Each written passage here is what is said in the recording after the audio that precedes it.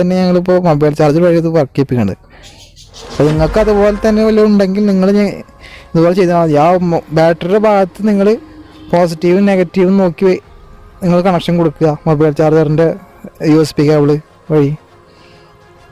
അപ്പോൾ നിങ്ങൾക്ക് കാണാം അത് നല്ല രീതിക്ക് വർക്ക് ചെയ്യുന്നുണ്ട്.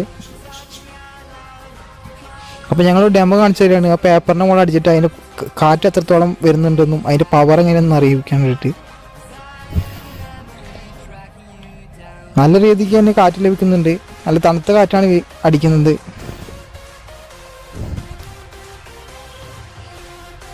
നല്ല രീതിക്ക് തന്നെ കാറ്റ് കിട്ടുന്നുണ്ട്.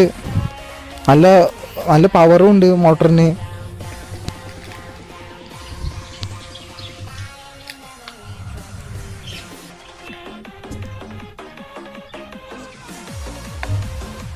ഹായ് ഫ്രണ്ട്സ്, അപ്പോൾ നമ്മുടെ വീഡിയോ നിങ്ങൾ കണ്ടില്ലേ?